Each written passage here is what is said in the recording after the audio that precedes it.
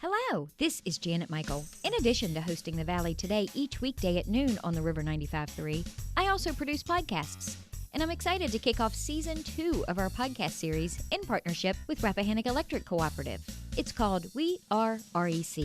Every week we'll release a new episode talking to different people from REC about a host of different topics. We'll get tips for saving money on your electric bill. We'll talk about renewable energy and the impact it can have in our communities. We'll get some behind-the-scenes info about what happens when the power goes out in a storm. Don't miss out on information about community grants, scholarships, REC-hosted events, and more. Get every single episode on our website at theriver953.com under the podcast tab, or you can subscribe for free in Apple Podcasts, Google Podcasts, or on Spotify. Just do a quick search for We Are REC.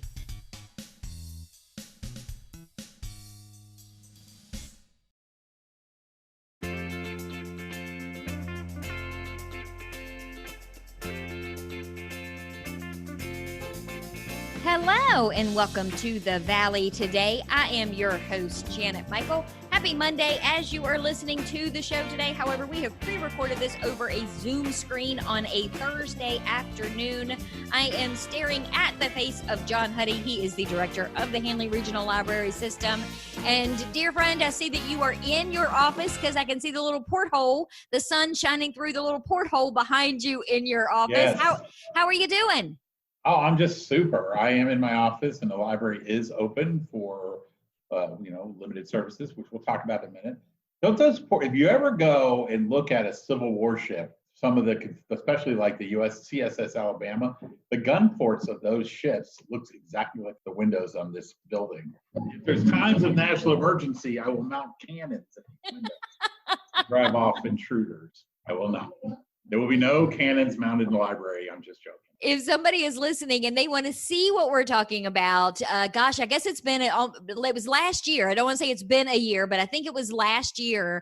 I visited John at Handley Regional Library and we did a whole episode about the library. And there is a whole slideshow on that podcast that has photos of all the different places in the library, including a photo out the porthole of John's office. So do a quick search on the river953.com for John. She can never come back because of her egregious behavior when she was here that one time. So look at the pictures now because that's also a joke.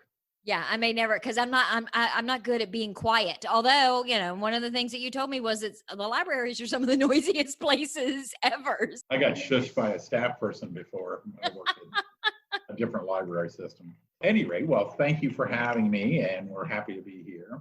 So the library is open. You said it's with limited services. Let's start with Handley Regional Library. What is the deal with it? Who can come in and when, and how is it working?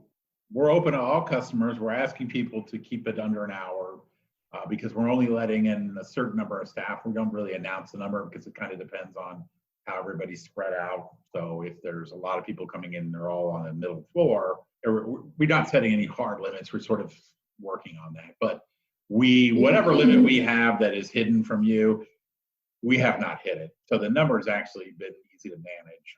So we've not really, except when we first opened, we really rarely, if at all, had to turn everybody away. So we are open.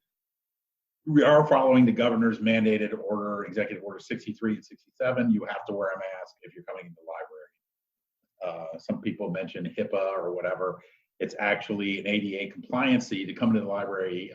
If you have something that's not required to wear a mask, you have to have a doctor's note because that's actually the Americans with Disability that covers that, not HIPAA, which are our privacy rights of, for medical records and things like that.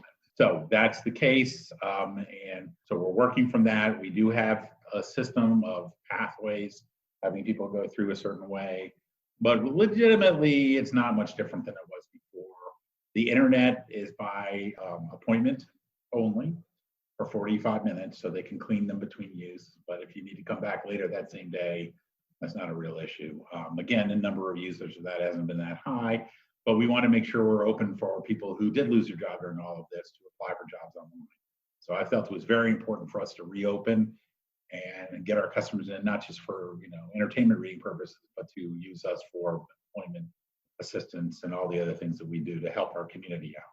So what else? Oh, the archives, the Stuart Bell Archives, are also open by appointment only, and they're taking blocks of time there as well. But that actually is a pretty good idea. They probably should have done that in the first place, because it's kind of nice to know that when you come in, you're going to get the service that you deserve, rather than, there are 10 people show up at once and you got to wait. Well, and that makes sense too, because it's one of those things where if I'm coming in to look for a particular thing in the archives and I make an appointment and say this is what I'm coming to look for, it gives them some time to pull some stuff. Right, exactly. They'll be ready to go when you get there.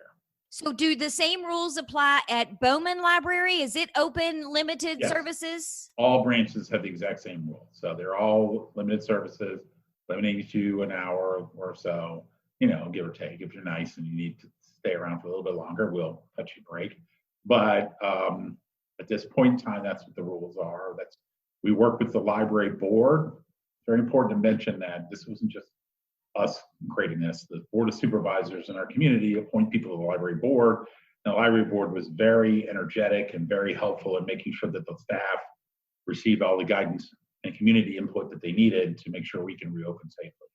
Because staying closed isn't helping anybody.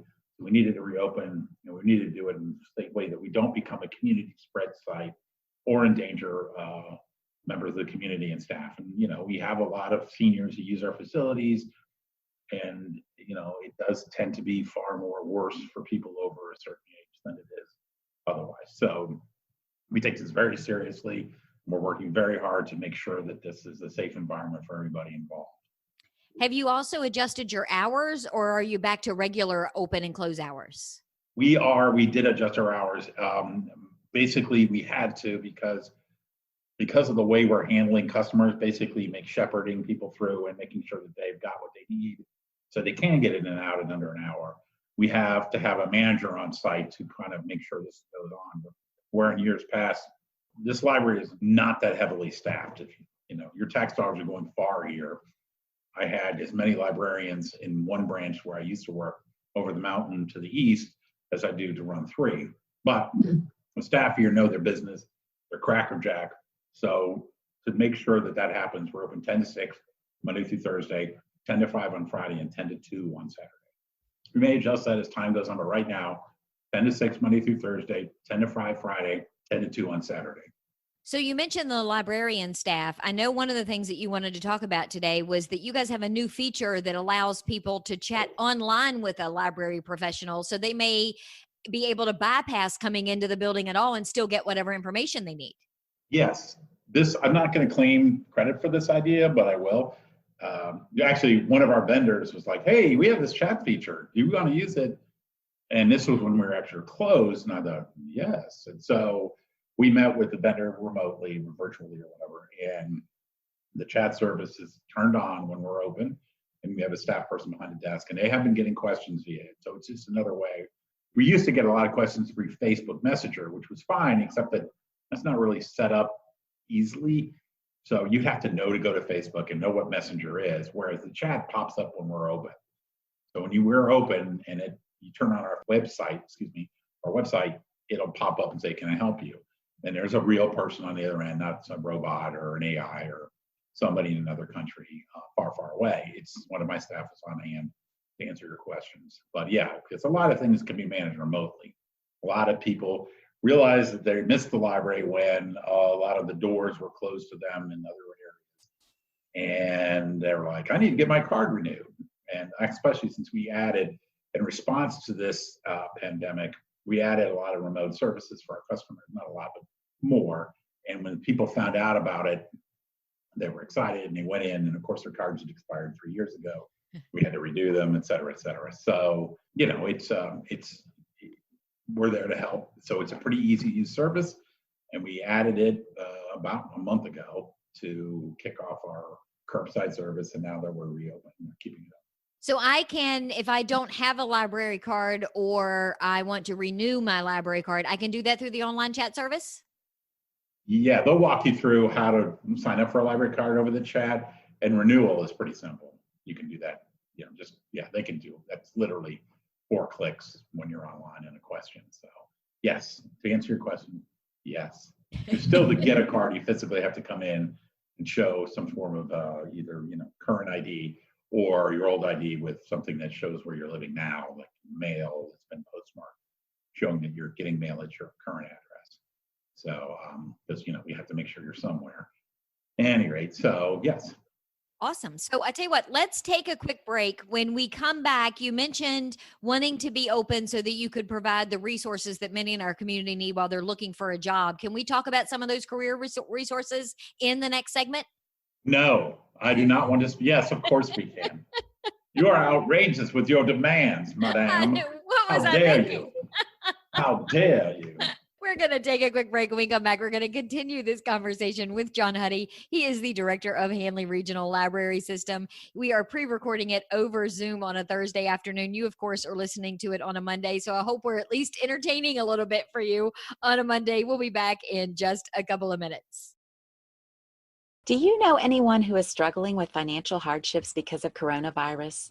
Our new webinar called Coping with the Money Crunch can help. We'll talk about immediate options to consider, revising or creating a spending plan, and lots of community resources. Then we'll cover how to narrow your priorities, contact creditors, and avoid scams and risky loans. The webinar is free, and you can either join by phone or through Zoom on a smartphone, tablet, or computer. You can find out more by visiting the Northern Shenandoah Valley Financial Education Program on Facebook or calling Karen Poff at 540-635-4549. Let me show you how to make your own plan or help someone you care about get through the crisis. Call 635-4549 or visit at NSV Financial Education on Facebook today.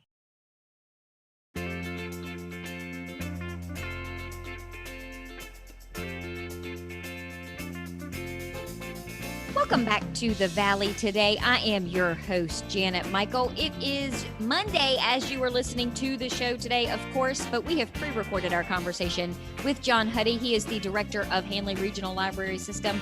We are sharing a Zoom screen on opposite ends of the county. He's even technically in the city of Winchester.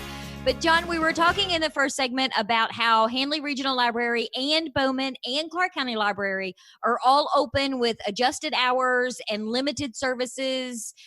You're kind of monitoring the number of people that are coming and going in the building. You've got a new online chat that's available during open hours for people to talk with a library professional. But you mentioned something in the first segment about career resources and that you really wanted to try and get the library open so that you could provide those resources to people with so many people out of work right now. Tell me what those are. Well, one is the internet stations, which I mentioned, because it's well known 70+% of applications are now done online. And if you need to get a job, you don't have in-home Wi-Fi or internet access at your house, you either have to do it on a tablet or something. You can't go to Starbucks because they're like, get your coffee and go. You could sit in your car outside of the Starbucks, whatever. But the fact is we're on site to help you make sure you can apply and get your jobs. We also have 4 main tools that you can use to find a job. One is Reference USA, which provides access to accurate business and consumer data for job seekers and employers, as well as salary estimations and job search help. There's Career Transitions is another tool that we have. Offers skills assessment to identify potential career fields, create a professional resume for downloading and emailing, and then webinars on how to interview. As somebody who has interviewed over 500 people in my life, because I've been a manager in the library field for 20 years, most people they need to go take that class. When your employer asks you how you prepared for this, and you say, I took a shower, you might as well just get up and leave at that point. Expect some of the questions they're going to ask you. They're not that different ever. Yes. And then there's Testing, Education, and Reference Center, which is practice tests on career-related exams, plus resume help and more. It's got a lot of stuff in there. And then lastly, Universal Class, which is on-demand access to 500 online courses from multiple industries, professional to personal development. Learn, some basic skills from Universal Class that will help you in the job search. And those come in really handy. I mean, that's a lot of places that people can go to kind of give themselves a leg up when they're applying for a job. Correct, exactly so. All of these things will help you get that job. Preparation, knowledge, and learning are how you land that next job, and we're here to help. So you mentioned that one of the reasons why you wanted to make sure the office or the building was open for people that don't have Wi-Fi access. Are you guys still doing and I should remember this because we've talked about it on multiple shows, where I can check out Wi-Fi from the library and take it home? Is that right? Yeah, we've got 30, maybe we're up to 40 hotspots now. We partnered with T-Mobile. So the new T-Mobile ones are pretty much real unlimited access. You don't have to monitor the data usage, which is a huge problem, which allows, and they were cheaper, so it allowed us to expand it. And it turns out T-Mobile actually expanded their access in this area, so they work pretty well in most places. So yeah, they're on offer. I'm not sure if they're first come, first serve, or you have to put them on hold. I should probably know that, but I don't. They were when we were closed, but I'm not sure we took that off. But at any rate, call your library and ask about them, and they'll let you know all you need to know. So you get them for a week, and you get high-speed internet access. I actually use a similar one in my house, and you can stream Netflix and that sort of thing. So it's a pretty good tool. Do you think that once we get to a place where schools are open, I know that in most cases, our local schools are opening in some sort of a hybrid model where there's going to be online learning and there's going to be in-person learning. Are you expecting to see a bump in what people are going to need from your library once the kids are back in school? I'm sure we will. I can't predict what that's going to be because it depends on the customer. Meaning, do you feel safe in bringing your kid to the library? Do you, what do you need? What are the schools actually doing for their students? If the school libraries are doing curbside, which I hear some of them are elsewhere in the state, I'm not sure what's happening here, then they'll be using their library services. If not, they'll have to take out, et cetera, et cetera. So yes, probably. I would bet on it. I don't know the extent of it though. We're throwing darts in the dark here. So what is your process now when somebody comes in, say I come out to the library and I check out 2 or 3 books and I take them home and I read them and then I bring them back? Because I know at one point there was a whole conversation about quarantining the products, the books themselves for a while. How are you guys working that out? Well, the best guess on this was that materials, the Battelle company, which is a think tank out of Ohio, and the Ohio OCLC, which is Ohio Consortium Learning something or other, Commonwealth, partnered to see how long it lives on book-like materials, and it turns out it could be 3 days. So with that, we do quarantine all materials coming back for 3 days, unless there's a hold on it, meaning you need it, in which case we take the book and we wipe the outside down with an antiviral cleanser, which is basically like a Lysol wiper, alcohol swab. The interior of the books, you figure if it's 3 days, if you've read a book and you looked at page 1 and then you looked at page 30, by the time the next customer gets and opens up page 10, it's probably been 2 to 3 weeks. But most of our stuff is just going back on the shelf for 3 weeks. We want to make sure it's safe for everybody in our community. I do not believe community transmission via materials is a major source, but we don't know. And so with that, we're trying to make it as safe as possible by doing that. But they're still there, and if you need it, you can put a hold on it, and you'll get a clean version of it. So we're taking care of that for the customer. That's the other reason we can't be like we were, because there's a lot more intensive work that we do to have to manage the materials than we did in the past. Now, one of the other conversations that we had, and I think we had our last conversation was right before all of this really kind of took a nosedive.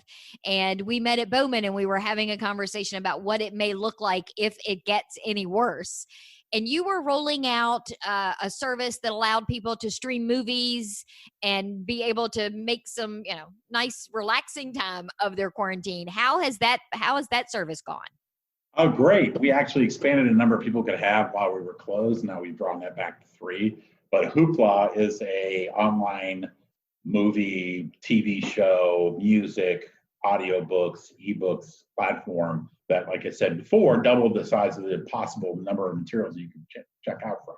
Our collection was 320,000 items or so, give or take. And the stuff that you can choose from on Hoopla was 300,000.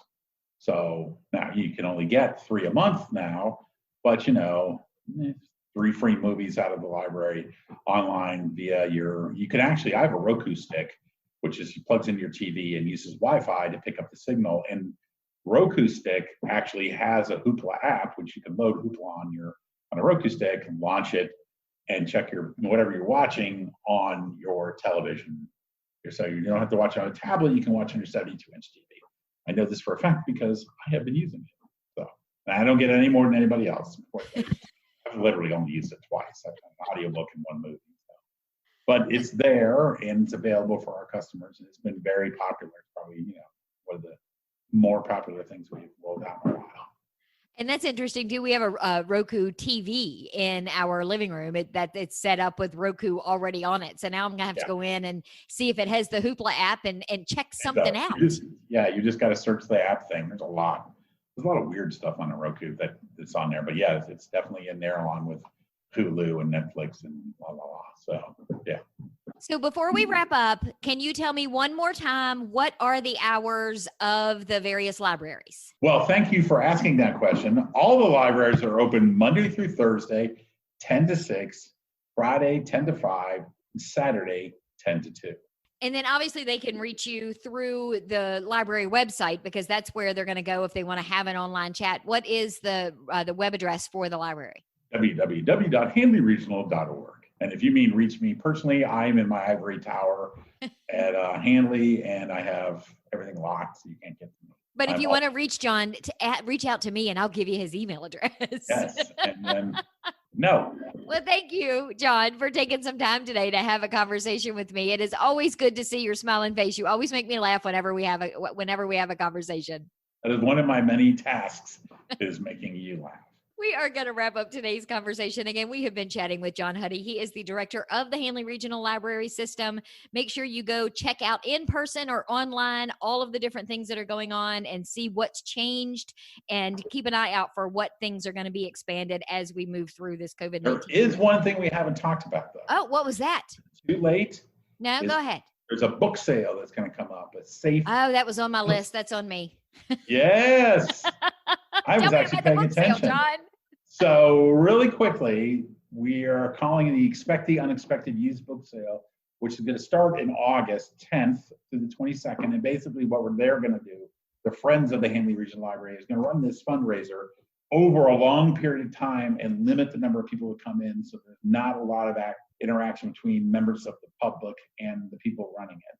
So it's going to be a longer period of time, 10 shoppers at a time. It's going to be they're going to make reservations through the library, 662-9041 extension 31, or friends at Handley Regional Library. Masks are again required. You can exit through the emergency exit door of the Bowman Reading Room. Exact change only, credit card or check, no donations at the time. We're not taking donations right now because we were very full because we were going to have a book sale when the pandemic hit and we had to shut down. So the book sale was obviously canceled. And so, but you can look at our website or you can call the library and they'll give you more information about that. So look forward to more information about that coming up in mid-August. And Facebook, you guys are on Facebook. That's probably a good place to be following you to get details and updates. Yes, just look at Handley Regional Library on Facebook and there's lots of stuff there. So. Okay, can I wrap up the show now? Have we covered everything?